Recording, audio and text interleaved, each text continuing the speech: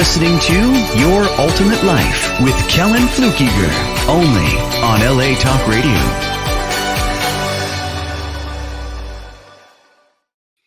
Hey there, welcome. Welcome to our show today, Your Ultimate Life. And I've got this crazy background with, it looks like a big cathedral, and there's people everywhere and a bright light.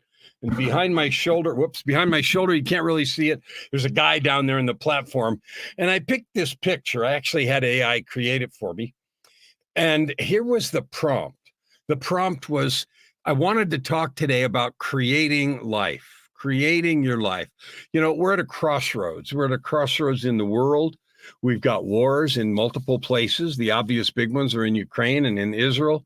But there are other things in the United States, which is facing an election here pretty soon. Now, I live in Canada, but my wife and I are both Canadian and U.S., so we watch that with great interest.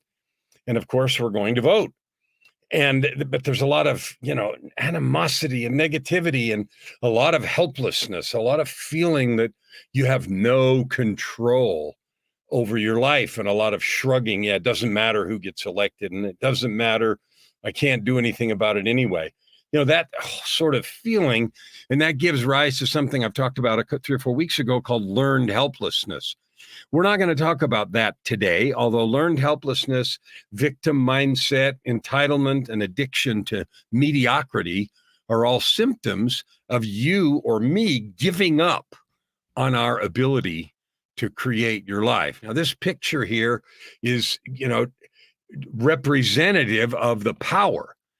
And the prompt was, I want to talk about how you're the architect of your life. You're architect of your existence, and you create your own life. And I told the AI to make it colorful and powerful. And so then there's this big piece of pillar of fire coming down, and, it was great. So I picked this background on purpose. And here's why. I want you to sit in this idea that you have power.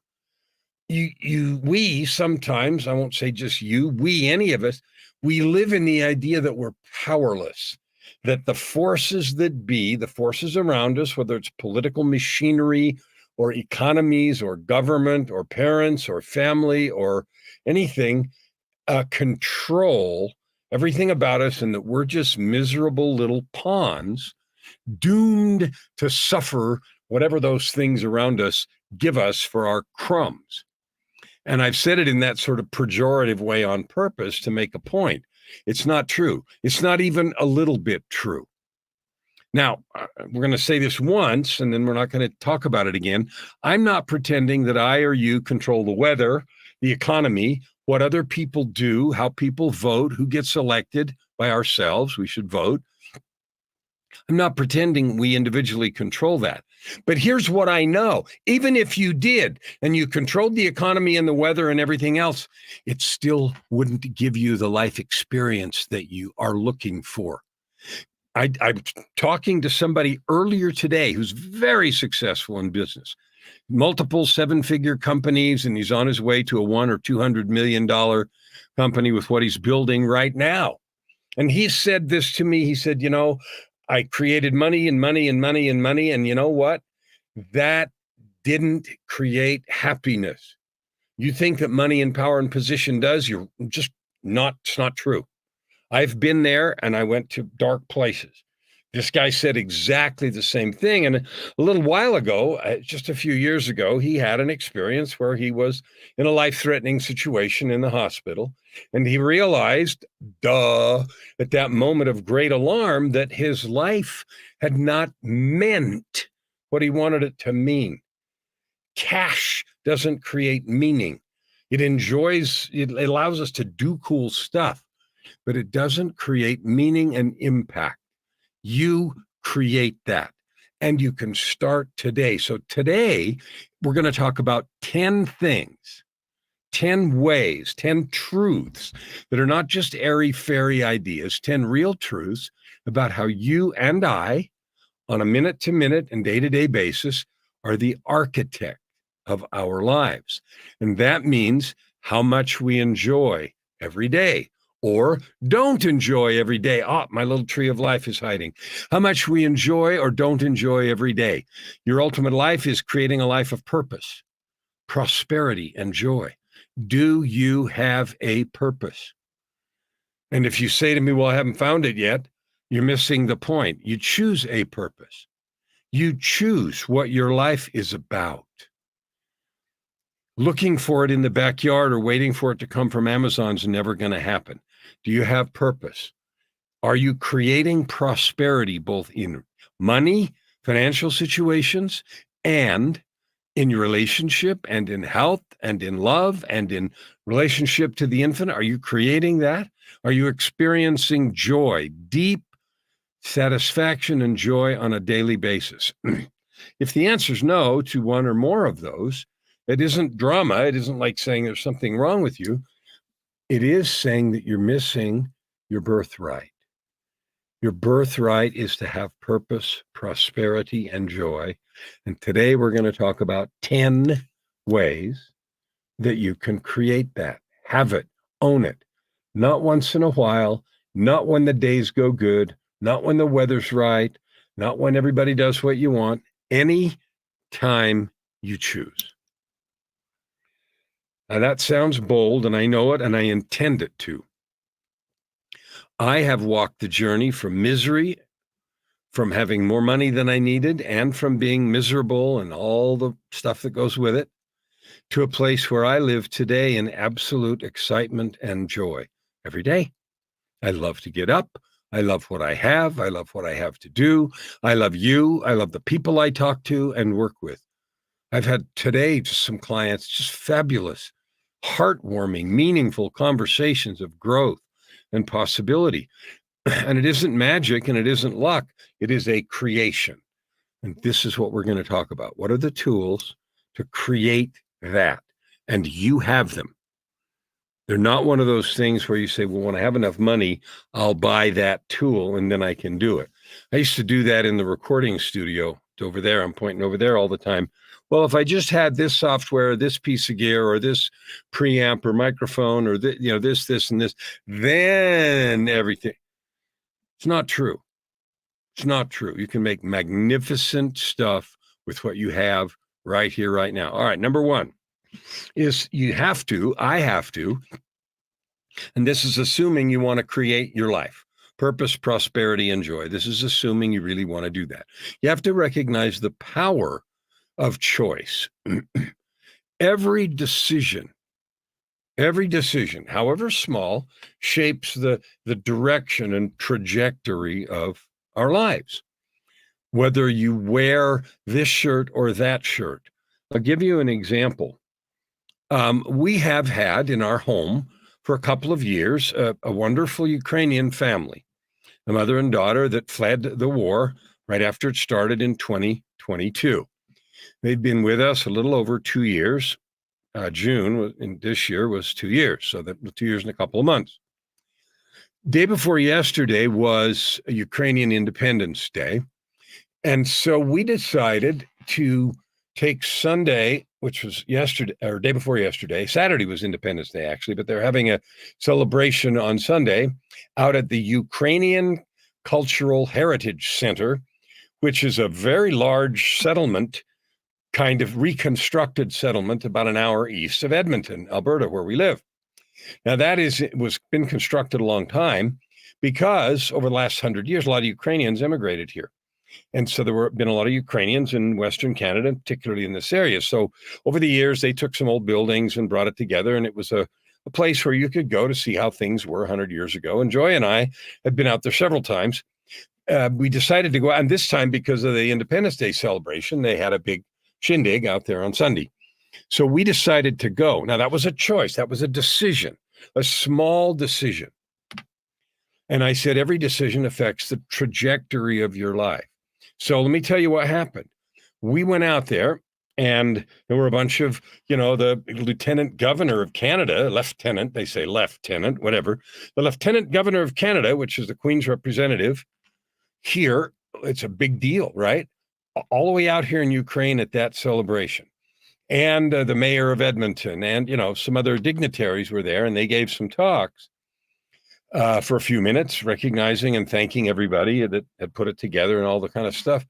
And what happened for me because of that small choice is as I sat there, the reality, the truth of the struggle for freedom that is going on in that particular country. And that's not the only struggle, and I get it, but that was a setting for me to experience this yearning for freedom and a rekindling of gratitude for what I have, where I live, with all their faults, the US and Canada and their governments and everything else, and the yearning and struggling of people to be free.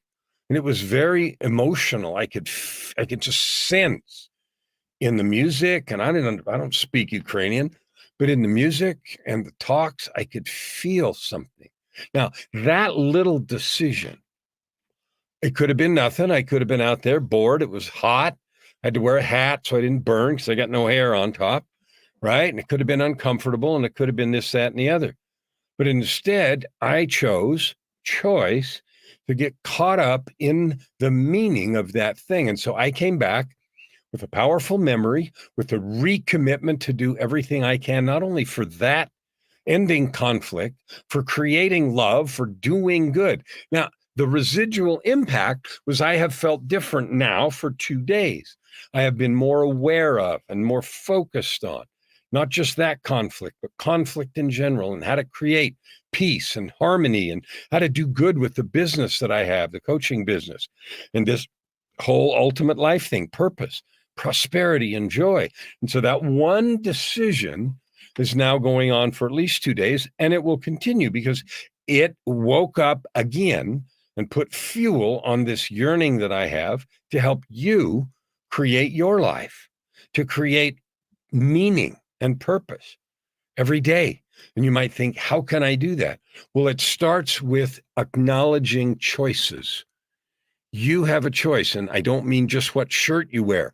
Now, this shirt, if you're watching the video I have on, is a shirt I bought out there, and it says Ukrainian Patriot at the bottom, and you can't see it, and I'm not going to stand up. But I bought it out there to support, some vendor out there to do whatever, just to add my little piece of money to whatever. But here's the thing. It reminded me, and I'm reminding you, that you get to choose the trajectory of your life every day. So, for example, if you get up and you're pissed off because you got to go to work and you hate your job and you're grumpy to your coworkers and you're a jerk on that road driving, or you don't, that is a choice. You're creating your day with negative energy, with negative influence, and you're going further away from your ultimate life. On the other hand, you can create the same thing, go in the same car, in the same commute, with the same people, and be a beacon of light, like this picture behind me. You can choose to do that. And we forget that. We forget. And so we abdicate our choice to the weather and get mad at what it is, or to the fact that we didn't get approved for a credit card we applied for, or that we couldn't go on a vacation we wanted. And so we live in this negativity. That is a choice every day. And so if you're trying to realize how you architect your life, acknowledge and grab the power of choice every time you have it. And that is moment to moment. Literally moment to moment. And, when you're first doing this, it's going to be weird. Time's going to go by and you're going to realize you're back in old habits and patterns. That's okay. Notice and choose to be different. Notice and choose. So own your choices. Own your choices and make all of your decisions intentionally by answering this question. Given what is, what do I wish to create here? What is my desired created outcome? All right. Number 2 is mindset as the foundation. Now, that overlaps with the power of choice, but mindset is the way that we choose to look at life. Okay? Now, one easy way to see this is optimism and pessimism. That's a choice. You look at a glass and you say half full, half empty. I'll give you another way to think about that that's more powerful and more profound. An optimistic person looks at a situation with all of its warts, all of the possibilities and all the negativity and all the barriers, and they look at that situation and they say to themselves, there's got to be a way to fix this. And so they approach the idea or whatever's going on with the idea. There's got to be a way. There's got to be a way. I'm going to find it. That is an optimistic person's mindset. A pessimistic person or a negative mindset person, fixed mindset, contraction, there's lots of words that people use, look at exactly the same situation, exactly the same opportunities and barriers, and think, I'm screwed. It'll never work. From that place of it'll never work, I can never do this, I'm screwed, you don't see the opportunities and possibilities. You don't. That mindset is what it really is, limits our vision. We do not see the possibilities that are right there in front of our face, that someone's sitting right next to you or me, looking at the very same situation, who said there's got to be a way. They'll see things you and I won't see if we're negative. Now, that's just optimism and pessimism. Another phrase that's often used is the growth mindset. The growth mindset, as opposed to the fixed mindset, the fixed mindset looks at life and says, this is probably as good as it gets. This is probably all I can have. In fact, maybe I'm lucky to even be here. I hope it doesn't turn to crap tomorrow. This is all I got. A growth mindset person looks at the very same situation and says, I wonder what I can create. This is not about greed. It's not about having more. It's about believing that there is opportunity for growth. That's a choice. You can look at something and believe you're screwed, or you can look at it and believe there's opportunity for growth, opportunity for love, opportunity for forgiveness, opportunity for lifting and blessing those around you. We are physically built so that when we're loving and serving others, we feel better. Our bodies produce neurochemistry that make you want to dance, oxytocin and other positive neurotransmitters. All right. So mindset is also completely under your control. People say, you made me mad. Bullshit. Nobody made you anything. You looked at something, you interpreted it negatively, and you chose to be mad. You're free to do that, but it limits your vision and makes us stupid. Why would we do that? And again, if you're trying to architect a life of purpose, prosperity, and joy, why, you wouldn't do that ever. Okay, number 3 is vision and goal setting. Now, I have people that I talk to, because I do this all the time as a coach. People say, oh, I hate setting goals. I never achieve them. I don't know what to set for a goal. I don't know. It doesn't mean very much to me to set goals. Okay, you're free to live in a place where you don't set goals. I can tell you that every single highly successful, highly recognized person that we write books about and that we make movies about and that we talk about sets goals. So you and I, we're free to not do that. We're free to say, screw it, I don't want to set goals. It's no good. Or we're free to change that belief, change our mindset, and set some goals. Now, goals are more powerful or less powerful depending on our vision. If I look forward 6 months or a year and I say, I'm going to create, if I'm doing business, so many clients, I'm going to finish another book. I just started my 21st book. And I've said to myself, I'm going to finish that by Christmas. I'm going to finish that book by Christmas to be published next year. That's a goal. I have a vision already of that book being on Amazon next to the others. So I can see that clear picture. I can see it very precisely. Haven't picked the cover yet. Have picked the title. I can see it. I know it. I have a vision. I know what I'm going to do with it. I know why I'm writing it. I know who it's for. I know how it'll fit into the other books I've got. I know exactly all that. Well, that clarity of vision, guess what it does? It provides motivation. It provides energy. So if you say, your goal, I just need to make more money, you're not going to work. It's not going to work. You got to have clear, specific goals, clear, specific vision. If you say, I need a better house, I need a better apartment. Okay, what is it? How many square feet? How many bedrooms? What part of town is it in? How far from your work? Like, the more specific you get, it's not a game. It activates your subconscious mind. It does stuff in you and for you to activate your creative power. Now, you can think I'm full of crap, or you can understand this is backed by countless scientific studies that will allow you, with clear vision, to activate your creativity and your ability to see ways to get what you want. That's a fact. So again, control over your life. We're talking about architecting and creating your own version of ultimate life. The fourth thing I want to talk about is the role of habits, what habits do for us or do against us. So here's something interesting. Habits are great servants, but they are terrible masters. That's powerful enough, and I'm going to say it again. Habits are great servants, but terrible masters. Depending on the study you read, look it up. What percentage of your daily behavior is governed by habits? You'll be shocked. 80 in the high 80s. 80 high, 87, 85, 90, almost 90% of your behavior all day long, every day is controlled by habits.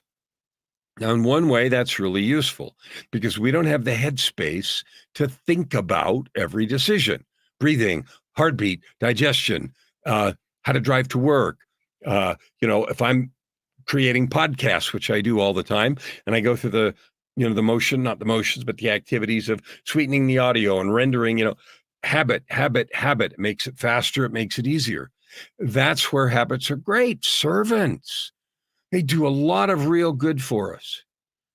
However, we also have habits that are terrible masters. As soon as a certain person talks to us, we get emotional, we get angry. Or when something doesn't go our way, we cuss somebody out, you flip somebody off on the road. Those habits are terrible masters. They're destructive. They do several things. One, they bring your energy, your creative power down like a rock. Two, they might make other people upset, and then you have some, either clean up to do, or you have to choose to ignore it or whatever. But there is some peripheral fallout, collateral damage, we call that, right? So habits that you have that are creating collateral damage, you need to change. Again, if you want to take control of your life and create your ultimate life. So I'll give you some funny examples. Do you hit snooze several times in the morning? So either set your alarm at a different time or get up when you say you're going to get up. Now, obviously, we set our alarm. Often people set their alarms at a certain time because they're going to get up and make breakfast and relax and maybe check their email or, talk to the kids or their spouse, or, they have a plan for what to do with that time. And they plan it based on what you plan it, based on what you think is productive and good. Then when it comes time, you think, I need 5 more minutes sleep, 5 more minutes sleep, 5 more minutes sleep. Then you get up 15, 20, 25, 30 minutes late. Then your morning is not productive. You rush around, you rush to get this, rush to get that, forget that, put stuff off, don't do what you say you're going to do. And how does that start your day? Well, you and I both know that sucks. You start your day feeling rushed. Maybe you forget a thing or two and you're behind the 8 ball. Behind the 8 ball. Well, we all know what that feeling is like, and it doesn't serve you. And here's the thing, it's completely in your control. So here's the question for you and for me. Is that small amount of additional sleep worth the energetic noise that's in our head all morning? I'm late, got to skip that, got to put off the meditation or the workout. Don't have time to do that. Forget that, I'll just have a donut on the way instead of whatever breakfast you had planned, making your protein shake or something. You're trading that. And if you trade it day after day, your habit of getting that extra minute of sleep is beating the crap out of you. Maybe it traces back to the habit of going to bed late the night before. We got to stay up and watch one more episode of this, that, and the other. Those habits are wrecking your life. Maybe you have a habit of spending money you don't have. You're maxing out your credit cards, giving in to everything you feel like you need to buy. There's all kinds of habits that we develop, and I'm not blaming anybody for having them.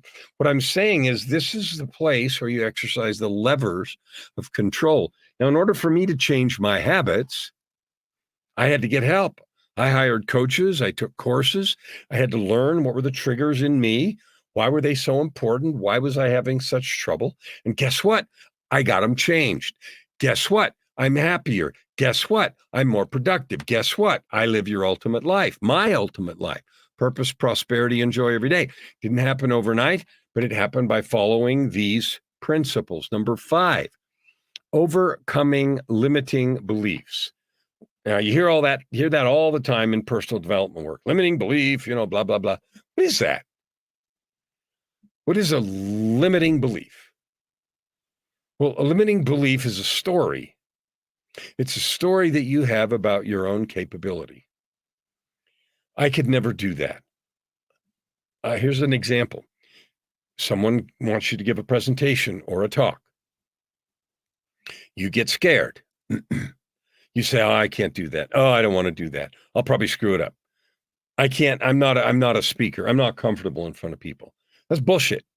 That is a learned limit. You weren't born that way. As you were a baby, you weren't afraid to cry in front of whoever. Just go on an airplane trip and see. We all learn these limits. Now, they come from real places. Maybe you were embarrassed, in front of your 3rd grade class repeatedly, or maybe, your parents laughed at you or some friends or whatever. Like, I'm undoubtedly, without question, you had a series of experiences that allowed you to create that belief. You are free to live inside that limitation. You are free to argue forever about that limiting belief. Argue for your limitations. And if you do, you will continue to own that limiting belief. I'm late all the time. I'm not detail oriented. I'm not a morning person. I'm this, I'm that. On and on and on. Those are just labels. And the idea that they're a permanent part of your life is nonsense. They are limiting stories that up to now you have allowed to control you in ways that are not serving to create purpose, prosperity, and joy.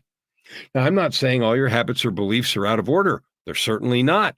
I'm sure there's beliefs that are serving you like crazy. But we all have limiting beliefs, and we own them like they're fact, like they're the law of gravity. Well, this is a wake-up call. They're not the law of gravity. They are a learned behavior that each of us has. And again, there are systems and processes to change them. I'm inviting you right now, if you don't know how to change them, buy the book of Context. The book of Context is a book that I wrote specifically about how to identify and change limiting beliefs, particularly those that you've had for a long time, that you got when you were little, and that seem woven into your DNA. Buy that, or do something else, or give up and live in the limits. But if you're tired of that, you're tired of the stories and tired of arguing for your limitations, then this is a way to fix it. The 6th one is represented by the idea of fierce ownership. Who owns your life? Simple question. Who owns your life? There have been times in my life where I would have answered that, what I'm supposed to do owns my life. I had a story that I got from growing up, from my parents, from my religion, from my, circumstances that gave me a whole list of supposed tos. Supposed to this, supposed to that, and that owns my life. I have no choice. I have to do this. I got to do this. Have to. At the same time, I felt this deep resentment. Why can't I do what I want? Well, the truth is you can. The idea that you don't own your life is just a crock of crap. You own it. Now, if you exercise ownership of your life and do something different, either stop something or start something that's not what you're doing now, there will be people who are affected. If someone is used to you being the place where they dump all the unpleasant tasks, oh, yeah, he'll do that. Hey, would you do that? And you go, yeah, okay. And then with this grudging feeling you do, if you stand up for yourself and say, you know what, I'm not doing that anymore. I have other stuff that I need to do with my time. You're going to piss some people off because you are no longer available to solve their moment-to-moment problems. You are no longer available for all the rides and all the things that need to be done. That's just one example. There are hundreds.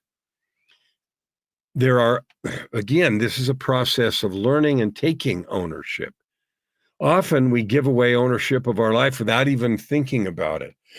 Partly because we think we're supposed to do this, that we're trying to people please or make people happy, or partly because we think we owe somebody something. You don't. You don't. What you owe is yourself to make conscious decision. Here's the difference. If somebody asks you to do something, you can look at them and say, yes, I'd be happy to do it, and then make a commitment and do it with a happy and joyous heart and do the best job they can imagine. Or you can not really want to do it, say yes anyway, be pissed off, grumpy, maybe do a good job, maybe do a half-assed job, and have a whole negative feeling. The task was the same, the request was the same. It is your creation that made it different. So you have full and complete and absolute and sovereign, is that enough words? Full, absolute, complete, and sovereign ownership of your life. Every action you own, every thought you own, every emotion you own. Now that's a tricky one because sometimes things happen and suddenly we find ourselves feeling like whatever. But let me go back to this example on Sunday, a couple of days ago.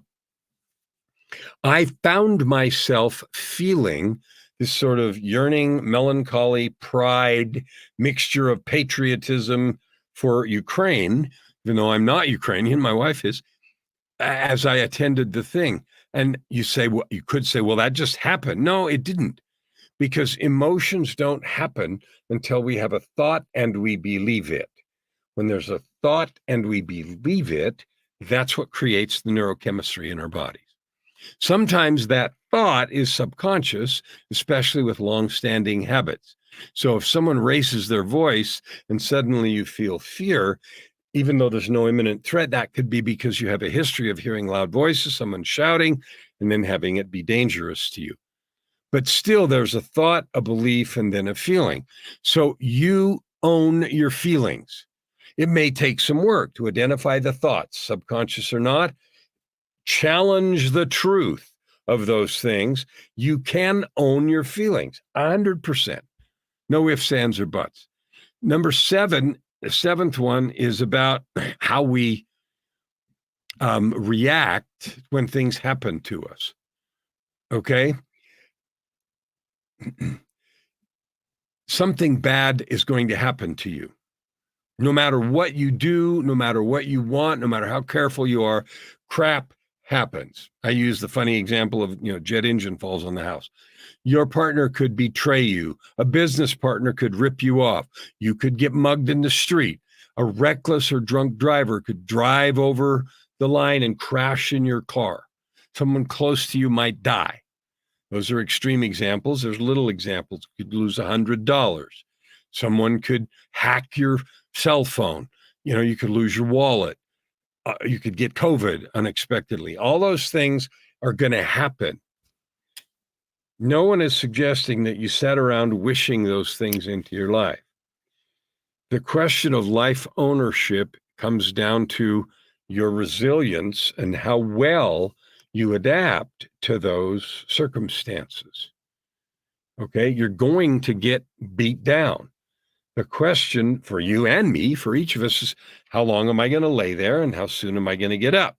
After I get up, what am I going to do? Am I going to get back on the horse, or am I going to say, well, that was too hard, I better not do that? You're free to do either one, and you're free to change your mind. It's, I don't really want to go in that business, or I don't really want to work that hard for this friendship. It's fine. But don't do it out of fear. Don't do it out of victim mindset. Don't do it because someone else made the rules. Do it because you make a considered choice as the architect of your beautiful dome, like the one behind me. You're the architect. So make the decisions you make on purpose with due consideration. When I got sick and died in 2018, I was in a coma for a month. I lost 35 pounds. I couldn't walk. When I got out of the hospital, I had to learn to walk all over again. I literally barely could get up and down the stairs in the house, clinging to the stair rail. First time I went outside, I thought I was going to have a heart attack. Finally, I could walk to the end of the driveway and back, and then, 10 feet down the road, and then 20, 30, 50, and then to the end of the block. Holy cow, that was a celebration, right? Made it to the end of the block. Oh, and then I made it around the block. You get the drill. So our resilience, our ability to come back from setbacks, that's all under your control. You've seen the stories. A couple of Olympics ago, there was a Winter Olympics snowboarder who was in medal contention, had won a medal or something, half pipe or I don't know, crashed into a tree, completely trashed their body, never going to snowboard again, et cetera, et cetera. And then the story, of course, was how they refused to allow that to be the final word, and the months and months and months of rehab and work. And then, of course, they're back at the Olympics competing, and they won a silver medal in their event. Now, if they hadn't demonstrated that resilience, nobody would have made a movie. Nobody would have cared. Nobody would have done it. We love those stories. You can be one of those stories. I don't care what's happened to you. Doesn't matter what's come before. You matter now. And you can have big impact now if you decide you're going to be resilient. You're going to adapt to whatever happens. Maybe you have an accident and you end up with a limp. So you can be pissed off the rest of your life because you have this limp, or you can be adaptable and go create a powerful life anyway. Your attitude and your choice about that, and mine, determine our joy, determine our impact, determine how much money we make. It determines everything. All right, so there's 3 more, and I want to talk about them. I'm going to speed up just a little bit because I want to make sure we get through them all.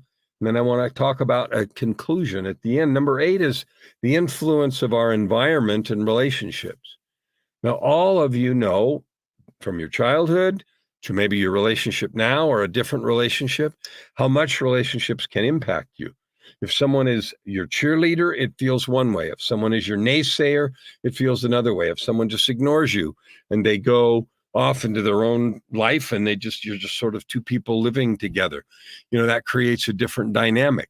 So understand the nature of the relationship with you have and make conscious choices about it. Are you going to work on it if it's not supportive? Are you going to give up on it? There is a place for both. There is a place for saying, I'm going to do this and I'm not going to put up with that. On the other hand, there's people that say, well, my partner's not good enough. I'm going to go find somebody that is. I can promise that means that you're going to leave the next one and the next one and the next one. Because we each have the opportunity to be the powerful person we want to be. And that influences everyone around us. 9 times out of 10, a person who flees a difficult relationship, and I'm not talking about if there's real negativity or abuse or something, you're going to carry the problems with you, because the problem for most of us is in the mirror. Our mindset, our choices, our resilience, our ability and willingness to work on ourselves. The other thing about that is your environment. If you're in a place, if you regularly are in a place that, you can't study or you can't think, or there's too much noise, or it's, moldy, or there's physical things that aren't conducive to whoever you're trying to be, you've got to make some changes. Or again, you can argue for your limitations. There's nothing I can do. I'm stuck. I don't have any money. I can't change. I can't go where I want. You may not be able to go from something that's completely negative all the way to the top of the heap in one move, but incremental growth. That's how every athlete we just watched at the Olympics got there. Nobody started. I love those commercials they have where they have the kids, jumping in the pool and swimming or doing whatever. And then they, another picture and another picture, another picture. And after 6 or 7 iterations, there's the Olympian. Well, it takes iterations. It takes coaching. It takes work. And so if your environment is not supportive, if the relationships you have around you are poor, change them. You can change them by leaving. You can change them by working on them. You can change them by talking about it. I'm working with a group right now. 4 powerful partners. They're great. They've got a great business. And one of the things I'm doing with them is working on communication and relationships. Why? Because they want better. They want to level it up. They're looking at it and saying, we can do better here because, they're on a high growth trajectory. So they're leveling that up on purpose to do better and be better. You can do the same thing. You own your life, and you either take that ownership and do something, or me too, we do that, or we argue for our limitations. Number 9 is one of the most powerful things, and that is gratitude. Gratitude. Here's what happens when we choose to be in gratitude. Now, there's never going to be a moment where everything in your life is exactly like you want it. Everything is exactly perfect. That's not going to happen. Or if it does, maybe for a microsecond. Okay, fine. So we can live in tolerance or in gratitude. All right, well, this is good enough. I guess it'll do. That creates a certain energy within us. It creates an energy of just being satisfied and wishing it was better. That energy of dissatisfaction, wishing it was better, is wasted energy. It's destructive. It gets in the way of your creativity. When we are grateful, truly grateful, I'm glad I have this and this and this. Yeah, there's 7 things I don't have. You know what? I'll work on those, but I am truly grateful. Now, my illness is a perfect example of that. I want you to be thinking about yours. When I got out of the hospital in July of 18, after I died and spent a month in a coma, I could have been pissed off that I couldn't walk, lost 35 pounds, and looked like a escapee from a concentration camp. I could have felt like that.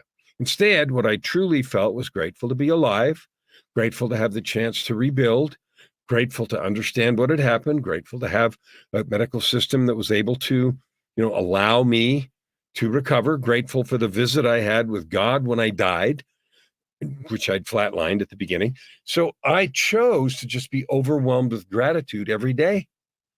And yeah, there were 100 things missing, but it was choosing to be in gratitude that gave energy and power to my recovery.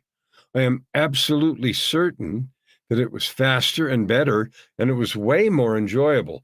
Can you imagine 100 days after you get out of, maybe you've done this, 100 days after you get out of some difficult situation, a health challenge, a bankruptcy, a financial disaster, a relationship mess, spending the next 100 days mad, angry, frustrated, guilty, hurt, and how much growth is that going to provide?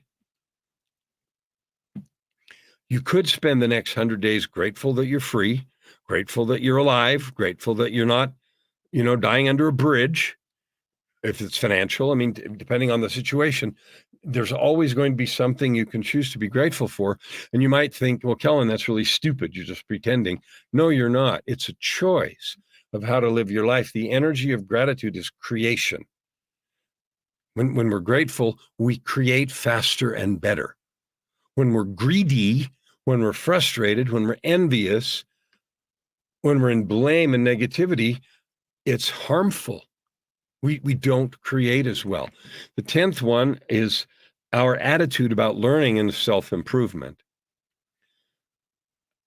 Because of the way our educational system is, ranking and performance reviews at work, it's always, you're looking at yourself compared to somebody else. Well, there's an appropriate time for that. At the Olympics, only one person's going to get the gold. And there's another way to look at this. Choosing to have an attitude of on continuous learning, continuous self-improvement.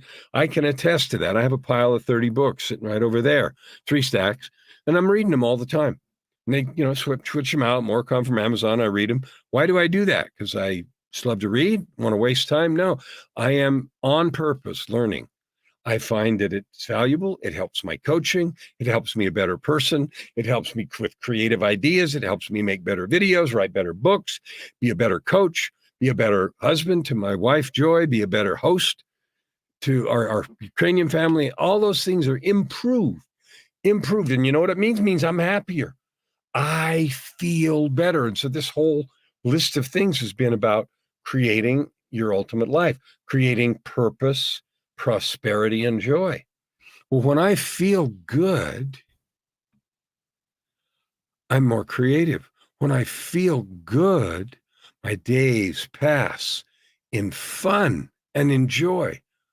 Everything is bright. It's another beautiful thing about this picture, the bright light. If we choose to look at our weakness, if we choose to look at others' failings, if we choose to look at what's missing, we will find them. And that finding will color everything that we think, that we do, and it makes us bitter. It dampens creativity. It makes us less powerful mentally, emotionally, and spiritually. I referred to optimism way back in the beginning, and it kind of comes around here too. Continuous learning and improving yourself on purpose. The study, a big, long, best of its kind study ever done, proved conclusively and without any hesitation, people that choose this positive approach live longer, many years longer. They make more money. They have less divorces. They rate themselves as being happier overall. And the list goes on and on and on. So the idea that you and I can create life and any way you want is absolute truth. The power of choice. Mindset is your foundation. Create goals and vision. Check your habits and don't be a slave. Challenge your limiting beliefs. Doubt your doubts. Take full and fierce ownership of your life. Make a choice to be resilient no matter how many times you get kicked to the curb. Clean up your environment. Remove yourself from relationships you need to. Treat yourself like the divine being that you are. Choose to live in gratitude and engage every single day in continuous growth and improvement. Now, those aren't the only 10 things you could do, but I can make you a solemn promise right here, right now. If you pursue those, what to do will occur to you naturally. Your growth will happen. It really will. And by growth, I mean purpose, prosperity, more money, better job, better relationship, more smiles on your face. You'll feel better. You'll be excited about life. It happens. It happens. I promise. I'm the poster child of doing that. When I started on my self-improvement journey in 2007, which is now 17 years ago, you wouldn't know this person. If you want to know the details, it's in the book Tightrope of Depression, My Journey from Darkness, Despair, and Death to Light, Love, and Life. And it's a true and honest journey. I invite you at this moment to take a note, this URL here on the screen, www.yourultimatelife.ca. There's something there. You can have it. It doesn't cost any money, but it'll cost a lot of blood, sweat, and tears. It is called the 5 Master Keys to Creating Life on Your Terms. 5 Master Keys to Create Your Ultimate Life. But it is the magic. It is the magic wand to creating the life you really want. I call it purpose, prosperity, and joy, and you have your own words, but you can have it. The only thing that's in the way of you having what you want, or me, of you manifesting anything you want, or me manifesting it, is our willingness to do the work, to do these 10 things about who we are, what we believe about ourselves, what we believe is possible, and how we show up every day in the world. Someone earlier today asked me about my daily creation process. You can call it a morning ritual, but I don't like that phrase. I told him what I had, what I did, and it's long. It's 2.5 hours. And people say, I don't have that kind of time. It creates time, but you know what I get out of it? I enter my day, every single day I draw breath, happy, excited, powerful, focused, creative, full of energy, ready to serve, ready to do whatever's going to happen, whether we're going out to a cultural celebration or whether I'm creating videos or music or whether I'm serving clients or whether I'm doing the dishes. Every day it's happy and joyful. So I can make you a promise. You can create the life of your dreams. You can create your ultimate life. You can have anything you want, but only if you're willing to walk the road that goes there. My mission is to help 250 million people. I want to include you. I invite you to reach out. I invite you to look me up on Amazon. Follow me on all the socials. I put tons of encouraging stuff there, and I'd love to chat with you if you're interested. And if you want my help, because that's all I do, and it's the most joyful job in the world. I promise you, if you put your heart in it and never quit, nothing will be in the way of you creating your ultimate life.